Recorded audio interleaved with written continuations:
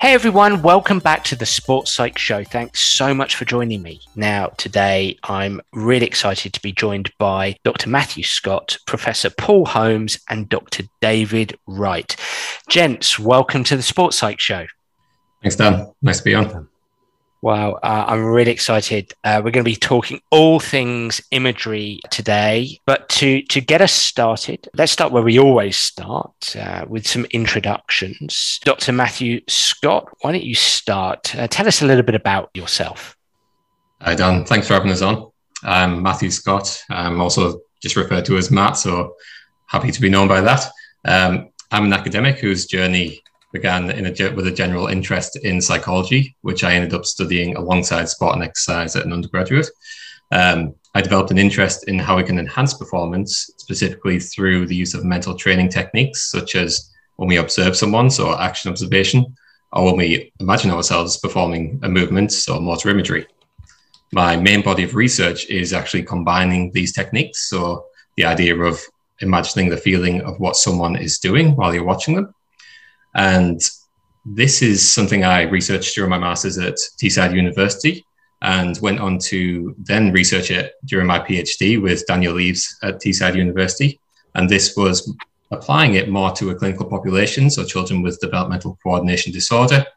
And after that, I was fortunate enough to work with Dave and Paul at Manchester Metropolitan University, where we continued this line of research. But then we also started to think more broadly and about combining imagery and observation, which led to the current paper we're going to talk about today. I'm now currently based in Vancouver at the University of British Columbia, and I'm working with Professor Nicola Hodges in the Motor Skills Lab. And I'm looking to now broaden my knowledge and learn more about motor skill learning.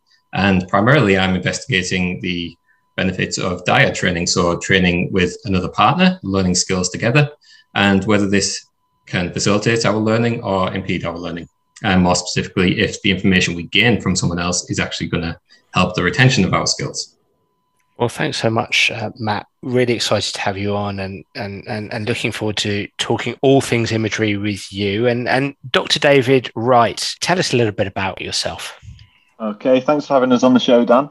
My name is David Wright. I'm a senior lecturer in psychology at Manchester Metropolitan University. I did an undergraduate degree in sports psychology and a master's degree there. And it was during that time that I got really interested in kind of neurophysiological processes involved in various different aspects of sports psychology. We got access to lots of interesting kit that you didn't tend to see many other places. And I was kind of keen to get my hands on this and see how I could use it. So I used some transcranial magnetic stimulation equipment to stimulate the brain and measure the response when people were observing movement for my master's project. And then I did a PhD looking at cortical changes associated with skill learning.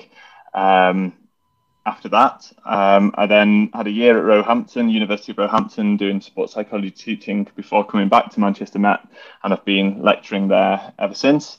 And alongside the lecturing, my research has continued along the lines of observation and motor imagery, using this brain stimulation technique to see what might be the optimal way to deliver these kind of interventions, and then behavioural research with athletes or children with DCD, to see developmental coordination disorder, to see if we can help them improve their motor skills using these motor simulation interventions. We haven't talked a lot about brain imaging on the Sports Psych Show, so perhaps looking forward to unpacking a little bit of that today. And it sounds like we've got some serious experience on the show today, but to potentially double that or triple that, absolutely honoured and delighted to welcome Professor Paul Holmes to the show. Paul, thanks so much for joining us today. Can you tell us a little bit about yourself and your work? Many thanks, Dan, and I hope I can live up to that introduction. I'm currently in a role as Deputy Pro-Vice-Chancellor in the Faculty of Health and Education at Manchester Met, and that's the day job. But the passion it remains the research and the practice of being a consultant sports psychologist. For over 30 years, I've been interested in the way that actions are thought, planned, intended, organized, perceived, understood, learned, imitated, attributed, and simulated in the brain, particularly through motor imagery, and then more recently through the way in which technology can support the way that we use imagery. And we'll talk about that some more. I wish I could own that list, but I stole it from Marc Jeannereau's book. Marc, a complete hero of mine, and informs a lot of the stuff that we do in our research. And I work across the movement continuum. I've worked with elite athletes in the truest sense of the word, and the way in which their performance can be supported through some of these simulation techniques. I've worked in stroke, Parkinson's, children with cerebral palsy, and more recently with Matt and Dave in projects with children with developmental coordination disorder. Like you, Dan, I'm HCPC registered practitioner psychologist, and most of my work has been in fine motor skills, target sports, some golf for sure, like yourself, and started in the late 1980s in archery, and deliberately stuck with those because it gave me huge opportunity to work in sports where there was almost no movement at all, but the tiniest of movements could have such a profound impact on the outcome. So the passion for psychophysiology and motor cognition lent itself really well. So the research in those areas lent itself to working in those sorts of sports. And would I be right in thinking, Paul, that you started in archery you started consulting in archery at a seriously young age, didn't you? Yes, there weren't many of us around back in the mid-late 80s. And one of my tutors at the time, I just started my master's degree, and a colleague who's probably worth name-checking, Penny Crisfield, was a sports psychologist working in archery. She went on to found the National Coaching Foundation with Dame Sue Campbell. Oh, wow. And Penny moved on and said this weekend she was supposed to be working with archery. She no longer was doing, and I was taking her place. So I was thrown right in at the deep end, but it allowed me to see the sorts of things that elite performers were doing as part of their sports psychology support and mental training. And it triggered concerns and challenges for the practice that I was beginning to discuss with people like Dave Collins and Nick Smith and Lou Hardy and others that were working in the field at the same time, and allowed me to really get into that critical analytical sports psychology that's where PetLep came from.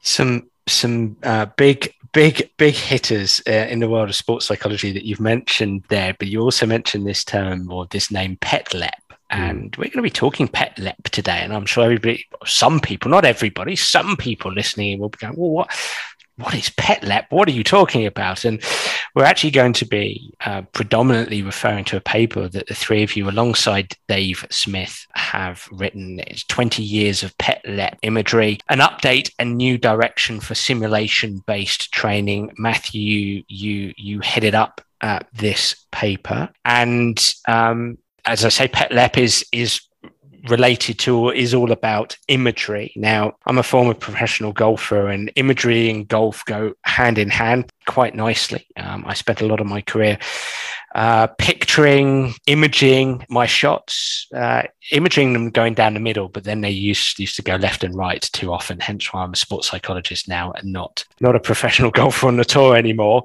But the imagery we're predominantly going to be talking about today is motor imagery. And I think that's going to be a really good place to start, because I know everybody listening in will heard of terms like imagery, mental rehearsal, visualization, but we're going to be talking motor imagery. Matt, what is motor imagery? Yeah, as you mentioned there, it is called and termed a lot of different things. So as you mentioned, visualization. But what we generally refer to as motor imagery is, as you said, the mental rehearsal of a movement. Okay. But what we do is also, we focus on different sensory experiences. So obviously the primary one is the kinesthetic feeling, so the feeling of the movement. But what we do is obviously we can enhance this experience by getting them to visualize the movement so they can see the actual movement and abiding by biomechanical constraints, for example. But then we can also enhance it by adding auditory kind of experiences as well. So, for example, when you are running, adding the sound and the feedback that you would get from a footstep and a foot stroke can give you an idea of the load, the movement, and the feeling in the muscles. So what we do, we try to integrate different sensory experiences to enhance this kind of mental rehearsal, and that's what we refer to as motor imagery and not visualization, kind of integration of different sensory experiences to enhance the feeling. So what I'm hearing you say is, as a golfer, I want to see the shot, I want to feel the kinesthetic experiences that I want throughout the swing. And I potentially want to hear myself swing and hear myself strike the ball. Would I be hearing you correctly there, Matt? Yeah, absolutely. Yeah, it gives you an idea of the timing of the movement through what you see, the feeling of the putter in your hand, and then also the contact with the ball as well. You can hear it, so you have an idea of the force as well. And then you can, through repeated rehearsal of that, it gets more refined and more accurate to actual performance, or what we would hope. Now, as sports psychologists, we strive to create frameworks. We strive to help our clients structure the skills that we're enveloping them in. And so we're talking about seeing and feeling and hearing our movements, our actions. But a couple of decades ago, perhaps a little bit longer, Paul, you wanted to strive to structure this imagery so that it became a little bit more authentic for the person to utilize and bring into their sporting practice. And this is potentially where PET-LEP came from. Would I be right in saying that, Paul? Yeah, absolutely spot on, Dan. It was fairly evident that even into the mid-1980s, many of the GB teams that I was seeing were still using, as you've used the phrase, visualization type techniques. We've pulled away from that quite strongly because it doesn't seem to describe the phenomenon as we would experience it. But they were grounded very much in 1970s style therapeutic, problem-based psychology, rather than linked into what sports performers were asking for. And even some of the available interventions at the time had little or nothing to do with sport. There were cassettes of walking on the sand, feeling the sand between your toes, feel the sun on your face, peeling an orange, things which didn't seem to have much relevance to high performance sport. And nearly all of them were relaxation driven. They were about reducing arousal, little to do with cognitive anxiety. And there was a resistance from athletes to use some of these techniques because they felt in a totally different arousal state prior to performing. So some of the sports I was working at the time, the performers said, I just feel like going to sleep now after those sessions. They just don't work for me. And yet they were still being pushed as, we know best, the scientists know best, the practitioners know best, athletes just do what you're told because these things work. But they were working for phobic patients. They were working in therapeutic situations, but they weren't designed for high performance sport. And so PET-LEP was my response with Dave Collins to try and find a way to individualize the approach, make them work for the sports, but really ground them in good theory, bringing psychophysiology as we knew it at the time. This was back before we had a lot of the imaging techniques we've got now, but to really give it a strong psychophysiological underpinning from the literature. I accept that. Yeah, we weren't doing a lot of the work that we've been doing since, but it was definitely based on some seminal work by Marc Jeanneret and his team in France, and particularly the paper he had in 1994 in Behavioral and Brain Sciences that absolutely informed much of the thinking around PET-LEP and remains an important paper to this day, really. And and we got quick success really, because there was a logical validity to what we'd done, and we did have large video cameras even back then, so we were able to provide some video evidence for athletes. But when we combined it with the motor imagery, as Matt's described it, there was a big take up, and it was fairly rapidly taken onto the education portfolio of the National Coaching Foundation and coach education programs. So it's retained that validity, I think, throughout the last 24 years since we first presented at the British Psychological Society in 1998, the paper coming out a few years later. And I'm really proud and humbled that we're still here talking to people like you, Dan, about this thing that Dave and I put together back in the late 90s. Just incredible long-lasting work. And I know you would have whet the appetites for those listening in terms of understanding a little bit more about PET-LEP and actually what PET-LEP stands for, because it's clearly an acronym. So Dave, perhaps we can come to you here. What does PET-LEP stand for? Okay, PET-LEP is an acronym for 7 components that should be considered when developing an imagery intervention for use with athletes. The 7 components are physical, environment, task, timing, learning, emotion, and perspective. And it's important to mention that it's not like a checklist of these are 7 things that you have to include if you're doing an imagery intervention with athletes, and if you tick all 7 of them off, you're going to have a better imagery intervention. They're just 7 factors that should be considered, and the intervention should be developed in accordance with them, but maybe some aspects won't be appropriate for certain situations, and sometimes all of them might be. But yeah, the overall premise of the model is to try and use these PET-LEP principles to provide an imagery experience for the athlete that is as close as possible to physical performance as you can get through mental simulation and imagery. So this might involve holding implements that you would use, like a golf club or a hockey stick, when you're actually performing the task, holding those implements during the imagery to allow you to generate better kinesthetic imagery of how it feels to perform the movement, because you've got that haptic sensation of holding the implement. It might involve conducting the imagery in the performance environment if possible, so that you're trying to simulate mentally in the environment that you would perform in.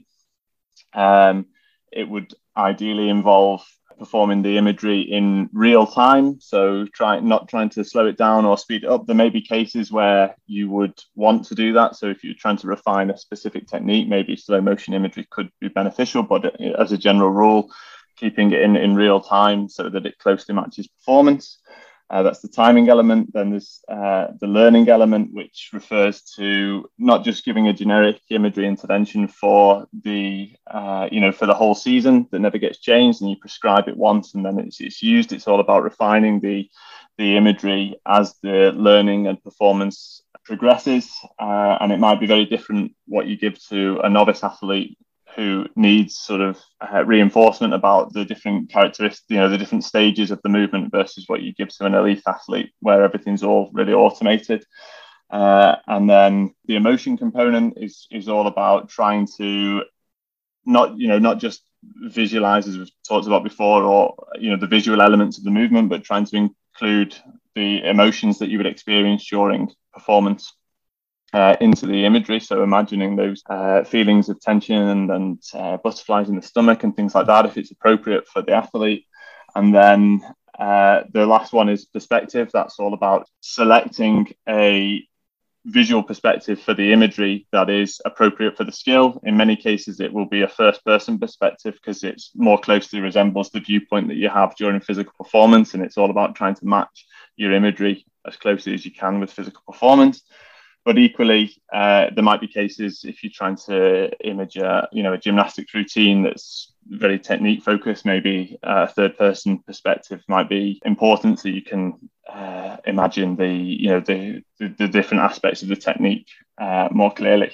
So that's a kind of brief summary of the 7 components. Hopefully Paul isn't going to disagree with everything I've just said. I mean, that's a fantastic breakdown. And just to recap what you said there, PETLEP, physical, environment, task, timing, learning, emotion, and perspective. Coming back to you, Matt, here, what a fantastic framework to aid the practical side of imagery. And it feels like something, you know, those terms, PETLEP, what they stand for, it feels like something that isn't too scary for coaches to be able to drive competitors to practice. I could imagine myself, let's say, as a golf coach, using PETLEP as a guide to work with a student, a pupil, a client. So really, really practical stuff. So I'm assuming that it's quite these are quite coach friendly. This is quite a coach friendly model. And my other question there would be, you know, Dave referred to golf there, or hockey, where you've got a physical stick, a physical club. But I'm assuming we can utilize this for, let's say, a footballer, a soccer player, and we might stand on the soccer pitch. A rugby player might stand on the rugby pitch. A basketball player might be on the basketball court with a ball in hand. Matt, what are your thoughts on both those questions? Yeah, absolutely. It's like you said, it was kind of implemented by Paul and Dave Collins, who, as something that is approachable. It's something that coaches can use, and it's not something that we're selling. It's it's knowledge that you can apply to your practice, and it's stuff that is there. So you mentioned the idea that we can implement physical properties. So the idea of a soccer ball, and sorry for the British listeners that I said soccer there, but here in Canada, it confuses everything if I say football here. So a British football, okay? So we could implement that. But we can also implement kind of a bit more to do with the physical. So the idea that we can position ourselves similar to what we would do in an actual sport. So if, for example, we are thinking of a penalty kick, we can actually stand at where we would for the penalty with the ball on the penalty spot and imagine the next steps. Imagine what would the keeper do as well. But so we are also kind of bringing in the postures that we would use during the actual performance as well. So we can enhance that experience as well by integrating these different aspects. So it's not kind of like, as you mentioned, just the kind of equipment, but then also our actual postures that we can integrate as well to enhance our experiences. We're still here talking about this. So it's been enormously successful, this model. Coming back to you here, Paul, when you think about the early days, the genesis of this model, as it started to filter through governing bodies, coaching conferences, and so on and so forth, and as athletes across all sports started to utilize this, as coaches started to drive this perhaps, and obviously sports psychologists did as well. Can you think about some of those early experiences and perhaps share some of those experiences with us? Because I think sometimes coaches might say, well, you know, this sounds all very nice and all very well, but I've got limited time with an athlete. Do I really want them standing there with a ball by their feet and them just picturing something? Do I really want a golfer? You know, I've got a half-hour lesson with this golfer. Do I really want that golfer just in their posture, visualizing the movement that we want to create? Could you reflect on some of the early experiences, some of the successes perhaps, and perhaps some of the pushback that may have been there? That's a great question. Thanks. I think the comments earlier on that you made about this being accepted and well understood by coaches, and the terminology being coach friendly, I don't think it was deliberate at the time, but it was probably inherent in the way that we were working as psychologists with sports teams, with and through coaches. And we've always worked in that way. Good sports psychologists, in my view, always work very closely with the coaching team. And so it would have been rather strange if we hadn't made it work in that way. There was pushback from athletes from some of the existing practice that they were receiving and being told was their sports psych training. as we've talked about earlier on. And much of what the PETLEP model proposes, once it's understood by the coach and by the athlete, is very well delivered by the athlete themselves. Once they've learned the skills, motor imagery is a skill, and once you've learned the fundamental skills, you're able to understand how you might use your time most effectively. And as coaches and as sports psychologists, we are always pressured by time. And so how can you use that time to best advantage if you're not physically practicing? And PETLEP and motor imagery has never, ever claimed to replace physical practice. It works best as an adjunct to physical practice, or when injured. It works as a nice replacement when you can't actually physical practice. So once the skills are learned, then taking one or more up to 7 of those elements and refining them for yourself allows you to best use the time to access some of those motor imagery experiences that you may have had or you may have coming up, reinforced by photographs, possibly reinforced by video, as we were back then, or sporting implements, as Dave and Matt have described, allow you to best use that time. An example might be when I worked with some golfers, as part of that description of haptic afference that Dave's mentioned. I once gave a golfer a golf ball, which I thought was helpful for her imagery. And she said, "Can't do this imagery at all. It's not my golf ball." So it had to be as specific as a golf ball that she had used on the course for her best round to really access some of the more emotive elements of her imagery and to really access the motor imagery, kinesthesis elements. So it really got very specific. So it cannot be the sports psych or the coach imposing the script.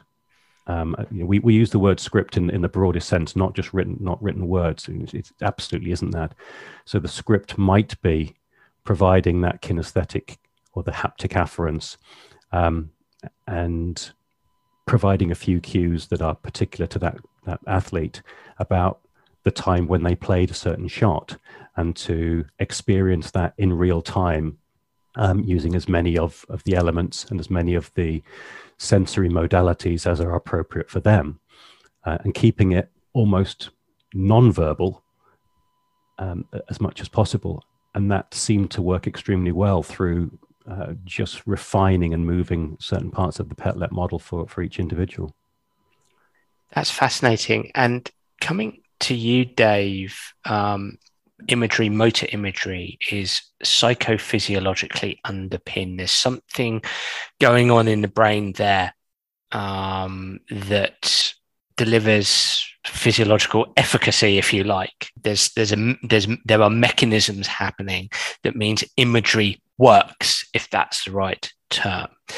And I'm sure, Paul, you might contribute here, but in terms of the psychophysiological underpinnings, Dave, what does that look like? What perhaps did that look like back in the early days of PETLEP? I dare say technology has moved on and you're looking at it in a more advanced way now, but can you take us through a little bit of the neurological underpinnings? Yeah, sure. So imagery is one of the reasons it's thought it could be effective is due to the way in which it activates the motor system and areas of the brain that are involved in movement planning and movement execution in a manner that is similar to physical execution of the task. So if you physically perform a task, you will get activity in the areas of the brain that are involved in movement production, movement execution, obviously. But if you imagine performing a task as well, you will also get some activity in those areas of the brain that are involved in movement planning and execution as well. Even though you might not be producing any movement, you will get some activity in those shared brain regions. And I think in the early days, it was kind of considered that it was almost the same. practicing through imagery would activate the brain in the exact same way as physical practice. And there was the term functional equivalence that was used a lot, as if imagery could be functionally equivalent to physical practice. We know that it's not quite as straightforward as that now. As techniques have developed, we know that it's not necessarily identical overlap between what's active during imagery and what's active during movement execution, but there's definitely some commonality, some shared regions. And this is thought to be one of the reasons why motor imagery might be effective for enhancing performance, because it might induce some sort of neuroplasticity mechanisms that help people perform the task more effectively. It should be mentioned, though, that that's not the only, it's not the only reason why imagery might be effective. It may be to do with kind of motivational issues or enhancing self-efficacy by practicing and rehearsing through imagery. So it's not kind of a mutually imagery works because it activates the motor system of the brain, but it is one potential explanation. What do you think, Dave? Do you think it's multidimensional, or do you think there is one thing going on here that makes imagery work? Yeah, sure. I would say it's probably multiple factors. I don't think it would be very wise to claim it's just to do with the neural activity or it's just a motivational effect. It's likely to be a variety of these issues that are all contributing. What's your thoughts on that, Paul? Yeah, I think Dave's right. Our colleagues in Birmingham University have been working in parallel to us at Manchester Met for many years, and we've debated this a number of times. And certainly, one of our colleagues, Jennifer Cumming, would always say that the motivational aspect of imagery is an important one. I completely agree. So I think Dave's right that it's probably a number of factors. I think we probably overclaimed that neural equivalence a little bit in the early days because it was exciting to do so. But as technology has improved and we've been able to see how neural nets do and don't overlap, and then an excellent paper from actually an ex-Birmingham colleague who's now at Leuven, Rob Hardwick, did a super meta-analysis fairly recently to show which areas you probably could claim were involved in multiple simulation approaches, action observation, motor imagery, and possibly action execution, mainly in the motor areas, but some others. But maybe others that we thought might have been involved in some of those late 90s papers coming out of Jean Aro's team and colleague Jean Dessetie. We probably assumed a little too much, but the evidence from the data then did support some of those wider networks. It almost feels like it had a biopsychosocial flavor in as much from a biological perspective. There's a form of potentiation there. There's a neural growth, if you like, probably not akin to when you actually practice physically, but something similar. From a psychological perspective, there's a motivational shift potentially. And then from a social perspective, a blueprint of how one wants to behave in their environment. So it almost feels like a biopsychosocial flavor. Yeah, I think you're right. And there's, in addition to some of those central markers that we've looked at for many years, many of the early studies looked at peripheral markers. And there's some extremely interesting studies that came out of having elite athletes on treadmills, not running, but listening to the sound of incremental speed of a treadmill. And the sounds changed the way in which those athletes' respiratory rates and blood pressure would ordinarily change as if they had been running. So I thought they were quite nice to drop in here. And in addition, there's some good studies that our colleague Dave Smith on this paper has led, linked to EMG changes that are challenging to support in some cases because you can't be absolutely sure that you haven't got some physical activity. But what they do is they move the theory away from some of the 1970s models, which were just tiny signals that were identical to the physical movement. You know, these are some random EMG signals that you can find in the effectors of the task. but again, a nice marker of how rich, elaborate motor imagery can be seen, if that's the right phrase, but experienced in the peripheral physiology. Fascinating stuff. And we're here to talk today about the paper which covers the last 20 years of work on the PET-LEP model. And perhaps, Paul, let's come to you as the originator of PET-LEP. What's been going on in the last 20 years? What have you guys been doing on this model? I've increasingly been doing less and less as my my colleagues have picked up the reins. But even in the early 2000s, Dave Smith and I were aware that what we were doing in sport probably had significance in physiotherapy, in prehabilitation, rehabilitation. And so we moved into stroke research alongside our sports research. And it was quite telling that many of the physical therapies had little or no involvement of psychology, certainly in the way that we were using it. And so we were able to bring PET-LEP into the coach was the physiotherapist was the coach in the sporting sense. And so we worked alongside the physios to deliver motor imagery for stroke patients. And even in those early days, 2005 through to 10, we were providing large LED screens to patients and using all of the techniques of PET-LEP, first-person perspective, bimanual coordinated movements that were chosen by the stroke patient in exactly the same way we were doing with our sports performers, and getting real success. And whilst we probably again overclaimed some of the neural benefits, the confidence, self-esteem, personal, societal elements that dramatically changed, even in short interventions of 6 weeks or so, were reported, and we've published quite widely on some of those lifestyle, quality of life changes that they hadn't experienced for the previous 18 months of their stroke, for example. But some of those experiences led into, I think, where we're getting to now, and from 2010, Dave took it on with his work with TMS, and more recently, Dave and Matt and I have moved into other areas of work with DCD that I'm sure they can talk about, but all of it comes directly from the same sorts of fundamental principles that we were using back in the late 90s, Dan. Over to you, Matt. Yeah, thanks, Dan.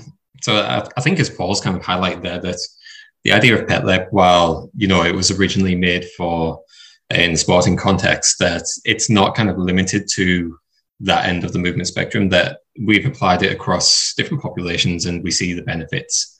But as Paul alluded to, that there is another component that he has used in there and that I briefly touched upon earlier on, that was action observation.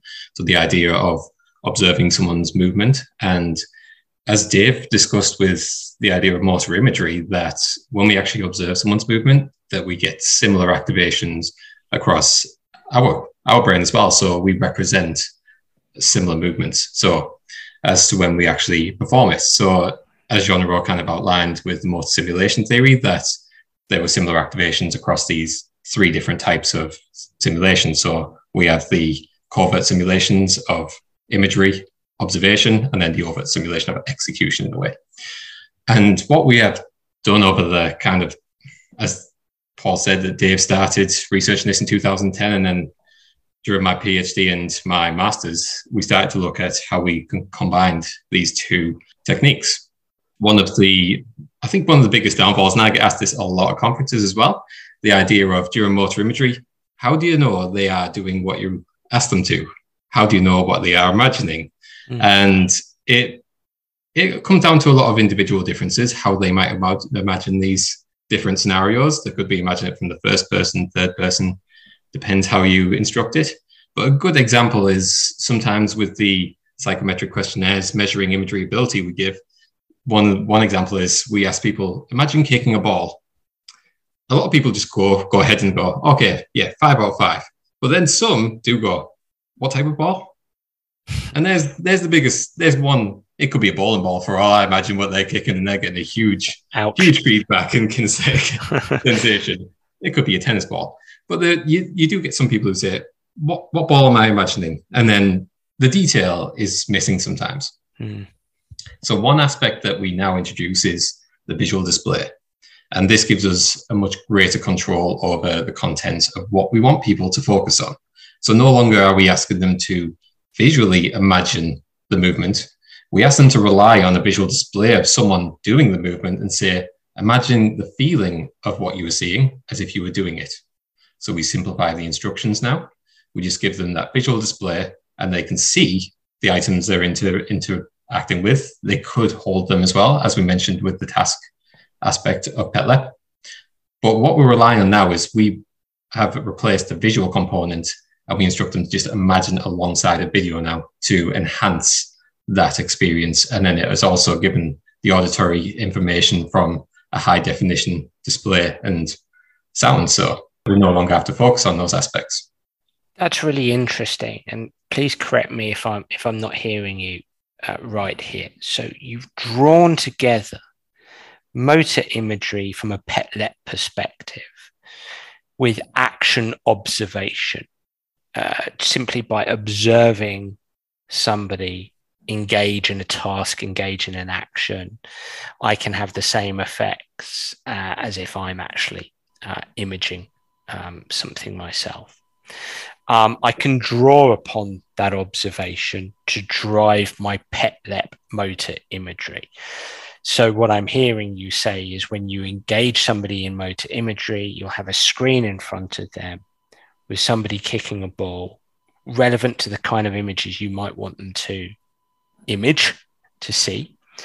And that drives their motor imagery. Am I kind of getting that right, Matt? Yeah, that's correct. So the idea is that, as you mentioned in that example, you would see a video of someone kicking a ball. As mentioned, that could be from a first person or a third person perspective with the audio as well. So you could even have the sound of the crowd there to enhance that experience and give a greater experiential match to when they actually perform. But while they watch this video, they then imagine how they would feel as if they were doing it. So thinking about the feeling of the movements, the steps towards maybe the penalty spot and the actual kick. And one thing that I didn't mention there as well is for a majority of the research currently does actually show that there is a greater activations across motor regions when we combine these instructions. And not to say that this does lead to it, but we do see enhanced behavioral effects as well. So, for example, in a previous study, we have shown that there was enhanced strength performance after using AOMI, what I'll call it, so combined imagery and action observation. And we've shown that we can enhance the learning of activities of daily living for children with developmental coordination disorder as well. You mentioned AOMI. So AOMI, action observation, mental imagery. You alluded to feeling the actions as you're watching them. Does that go into action observation, kinesthetic imagery, or is that something different? So this is where we get to the detail of the paper, and it may seem a bit about semantics, but it's not to be provocative the way that we're doing it. It's to make kind of the researchers and practitioners just think a bit more carefully about how we're delivering these interventions. So, for example, there is research to indicate that if we, for example, watch a video of a task that we've never done before, and try to imagine the feeling in synchrony, that we might actually have to use a bit of visual imagery at the same time to do that. So what we would see there is that we are activating more regions of the brain essentially, so which might be a bit more cognitive and might take away from what the focus of the task is of getting them to get a similar experience to performing. So with this, we do actually introduce AOKI in a way. And what we actually propose is to integrate the PetLep components to try to facilitate just kinesthetic imagery while they watch. And this could be by integrating and having a video of a very similar model, or even the actual person who we're working with as the model in the videos. So they know they have a memorial kind of experience and they can draw from long-term memory of how this felt when I did this. And it's a much easier kind of process for them to simulate this experience. And then, as we said, we can integrate other aspects, for example, the physical aspects, the postures, the equipment that is involved in it. But the main thing is that we propose a way that by integrating these different aspects that we can try to streamline it and, as we talk about in the paper, make it a much more automatic process. So through dorsal stream kind of information processing as well. Okay, mind blown. So let's break this down.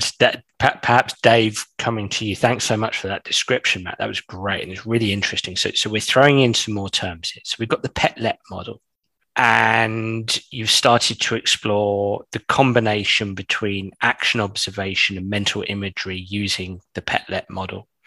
We're also throwing in the combination of action observation with kinesthetic imagery, again, utilizing the PET-LEP model. Dave, I mean, what does this look like in practice here? If I'm a golfer and I'm watching the screen, so I'm action observation, and I've got my club in hand, and I'm looking at an image back at me in terms of how I might want to swing. That's action observation and mental imagery using the PET-LEP model, and we're going through PET-LEP, the each of the functions. For you, where does this kinesthetic imagery come in? Am I just feeling it, or is it that if I haven't played that sport before, that's when the kinesthetic imagery comes in? So we would instruct, when we give these combined observation and imagery interventions, we would generally give an instruction that's along the lines of watch this video and at the same time try to imagine the feeling of doing the movement whilst you watch it. Yeah. So it's all about trying to synchronize the imagined feeling of the movement with the visual stimuli that's presented on screen. Gotcha. The reason why this is potentially beneficial is, if you think about imagery as a technique on its own, we know it works and there's loads of evidence that says it can be effective and it can help improve performance, but it can actually be quite difficult to generate and maintain a visual image of the golf course or the football stadium or whatever it might be, whilst at the same time imagining the feeling of yourself moving your body and executing a particular skill over a period of seconds. It's not particularly easy to do that for a lot of people, and some people can't do it at all. There's around about 1% who struggle to generate imagery completely. There's a condition known as aphantasia, inability to generate visual images. And there's about 4% of the population, I think is the current estimate, find it very difficult. They can generate something, but they can't do it. But even if they can't do it very well. But even if you're a reasonably good imager, you might still find it quite difficult to generate all of that information and maintain it for a few seconds. So the benefit of the observation is you can provide all of that visual information on screen for them in much higher definition than they could probably imagine, and controlled in real time and filmed from the optimal perspective in a way that you could tell them to do through imagery, but you would never know if they were doing it exactly as you intended. And probably they wouldn't be able to do it in as clear and vivid a way as what you can provide them with modern video technology. And then you can just give the instruction through the imagery to try and sort of step into the video, as it were, put yourself in those shoes of the performer in the video, who may even be the athlete themselves, and try and imagine the feeling of doing the movement in time with the video that they see. So that's essentially what we mean by this combined observation and imagery approach. And we know from the neuroscience research that if we ask people to engage in this combined observation and imagery, we tend to get increased activity in the areas of the brain involved in movement execution and planning, compared to if we just ask them to observe or just ask them to image. So maybe there's some benefits there of getting that increased activity in the brain. We also know from the behavioral research that it's probably at least as effective as imagery. I don't know if we can claim that it's better than imagery, but it's at least as effective, and it has a lot of these practical benefits that I've just mentioned. So that's essentially what we mean by this combined observation imagery approach. But we don't advocate that this is the best method that should always be used. It depends on the circumstances. You can't necessarily whip out an iPad and do one of these interventions if you're putting on the final green or whatever it might be. There's certain situations where you would still go with an imagery approach, and other situations where you would recommend a combined observation and imagery approach where it's appropriate to do so. So, coming to you, Paul, are these exciting improvements? If you had combined action observation and potentially kinesthetic imagery with motor imagery, again, utilizing PET-LEP a couple of decades ago, do you think you would have had more pertinent results? Do you think you would have had more buy-in? Do you think that this is PET-LEP 3.0, if you like? I think we're probably a number of numbers further on than 3, maybe. But I think the fundamental principles are pretty much the same. And that's what pleases me most, is that we're not radically changing any of the theory from motor cognition, from motor neuroscience. Yeah. Many of the examples that Matt and Dave have just given apply absolutely to motor imagery as we thought it was back in the late 90s. What we've now got is incredible computing power, opportunities to create training aids for coaches and athletes that can be manipulated in ways, as Matt's described, that provide many of the challenges to the motor imagery construct as it was on its own. And that priming that comes, that's afforded by the technology, has been the biggest benefit. However, as a sort of fundamental principle, you can't have all of this kit when you're just about to perform, or between high jumps or whatever it might be. You still got to have that skill. So we've done a number of studies where we've looked at the transfer of action observation onto the vividness of motor imagery. So there's benefits there as well. So as Dave said, it isn't just about trying to find the most optimal simulation approach intervention. It's about what fits best when and where and for which athlete. One of the things we try to do that comes right out of that very early work is to create action observation that is most meaningful to the viewer. And it's been known in the modeling literature for a long time about having the other agency in what you're viewing.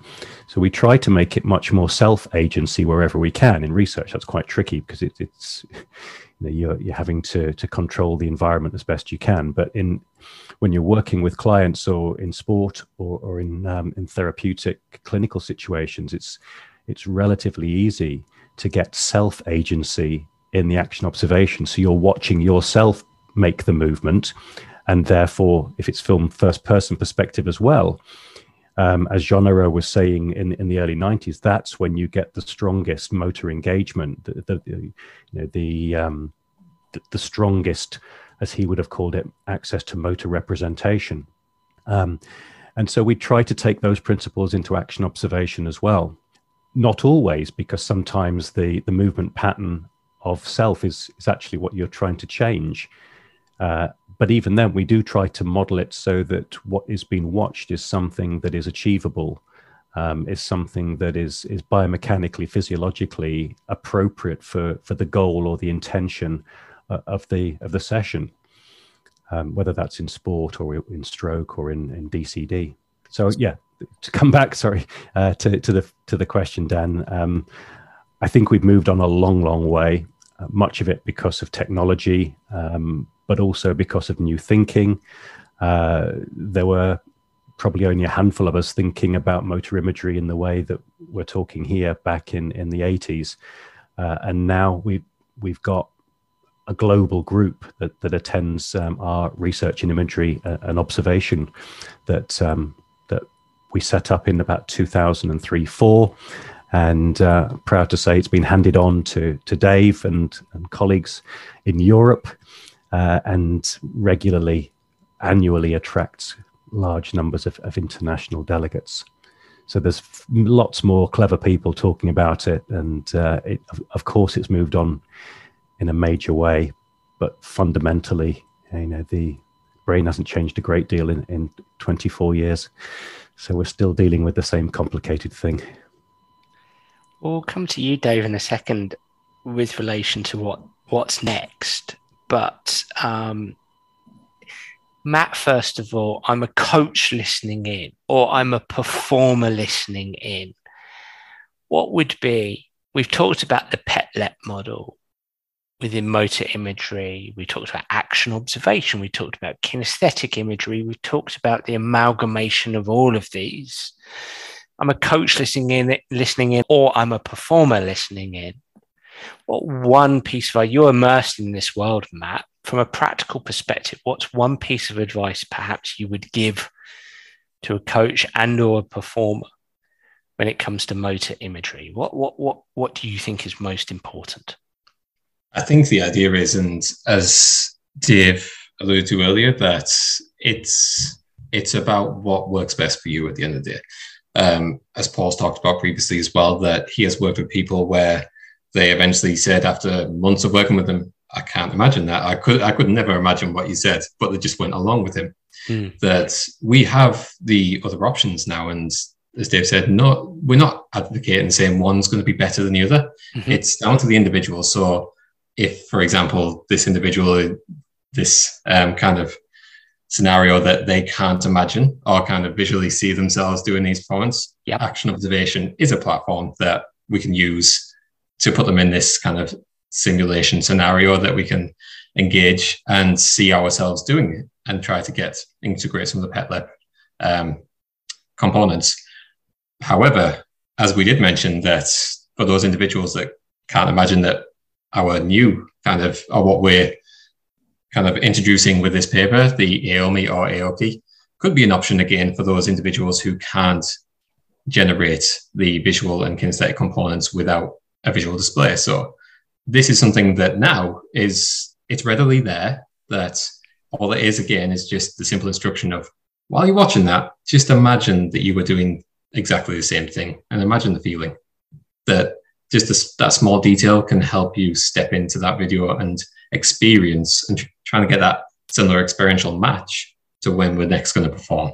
So it's all about what is best for the individual, but now we are providing new options that we're seeing very positive effects for, I'm happy to say. Coming to you, Dave, would there be any supplement to what Matt said there from yourself?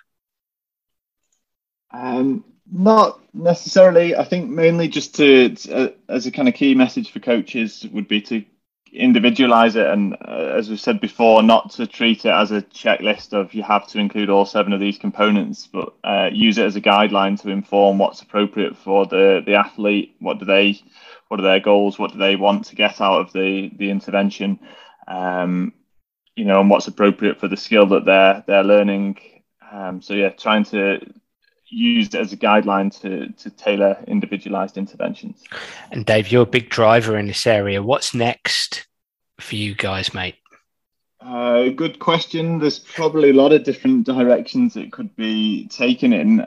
Within the sport field, I think we still haven't got a huge number of studies that have investigated this combined observation and imagery approach in sport. And the ones that have shown that it's effective. But they've tended to look at quite discrete motor skills, like dart throwing and things like this, where in a really controlled environment, it would be interesting to look at the benefits of these combined observation imagery interventions across a wider range of tasks and different sports, and also sort of figuring out different ways to deliver these. We've talked about the team at Birmingham who've done the layered stimulus response training, Jennifer Cummings group. This idea of maybe building up the observation and imagery, starting off with the observation and then gradually layering the imagery on top of that. And then probably as technology develops, it would be interesting to take it into kind of virtual reality, you know, going beyond the video and imagining in time with the video, but imagining with, you know, within a VR environment in some way. So yeah, those are just a few kind of directions that it could go in, but I think there's definitely a lot more to investigate in relation to how can we combine observation and imagery to help people perform and move better. And finally, coming back to you, Paul, you've been able to look from above at this stuff and been heavily involved as well, but also got the helicopter viewpoint, as you mentioned, over the last decade, 2 decades and a half. If we were sitting here talking again in 25 years' time, episode number 1500 or whatever it will be of the Sports Psych Show, looking back, what would you like to have progressed with the PET-LEP model, motor imagery in general? What would you like to have seen happen, do you think? I'd just be pleased to be alive, to be sat here talking to you in 25 years. So will I. Yeah, if we followed the way in which the reach and significance of PET-LEP has been used within coaching and education environments as part of the last research excellence framework, university assessment of research quality, and were really astounded actually at just how many undergraduate, postgraduate programs of sports science, sports psychology had fully embraced it. And yeah, that was excellent to see. Really a proud moment for us at the university, particularly for Dave Smith and I, who'd been sort of there from the start. And Dave's written a couple of papers, I think, on that data set. So, you know, even if it's not called PET-LEP, it doesn't matter. I don't think is good science supporting the practice of coaches and sports psychology. Whether it's called PET-LEP or something else doesn't particularly matter.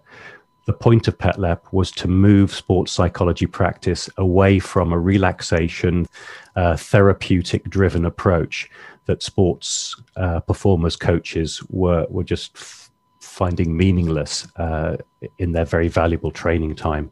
So whatever it becomes, I think it needs to be grounded in good science, good published research, where that work has got impact, real meaningful impact for coaches, practitioners, and beginning to have greater ownership from the user rather than being delivered to, delivered on, delivered by, but owned by the performer. Almost that it just becomes an inherent part of their kit bag, their training approach, that this is the way what I do it won't even need to be called mental training. I mean, why should we differentiate it from physical training? It's one and the same. It's a part of their training for when they're not physically or fully, I use that phrase carefully, not fully physically practicing, executing the task. They may make micro movements. You know, there might be some small proxy movements. That's okay too.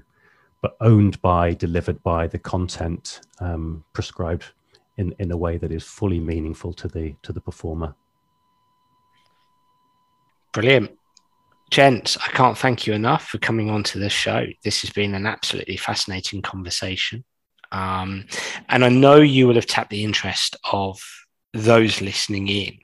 So let's start with yourself first, Matt. How can people follow you and potentially get in touch with you, should you want them to get in touch with you?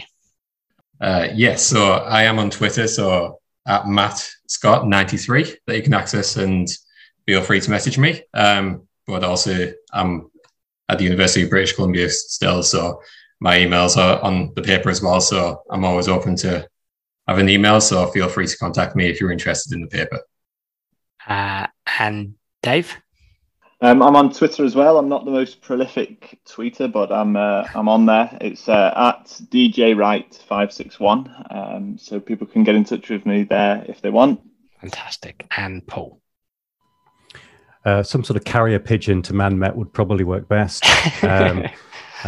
But got a LinkedIn profile, a ResearchGate profile, and the usual other academic profiles. I tend not to be on Twitter and things like that. I don't blame you. I don't blame you. Well, that's brilliant, gents. Thank you so much for your time today. I really appreciate it. Thanks for the conversation. Thanks for the invite, Dan. It's been a pleasure. Yeah. Thank you, Dan. It's fantastic. Thanks, Dan. Enjoyed it. And my own personal thanks to Matt and Dave for such eloquent answers. Well done, guys. Cheers, Paul. Thanks, Paul. Wow, everybody, I really enjoyed that podcast, and I'd love to hear what you, the listener, think. So please do get in touch via Twitter or Facebook or through my website, danabraham.com, to tell me what you think of the Sports Psych Show. And if you do have any suggestions, I'd be delighted to hear them. I'm already looking forward to next week's episode. Bye for now.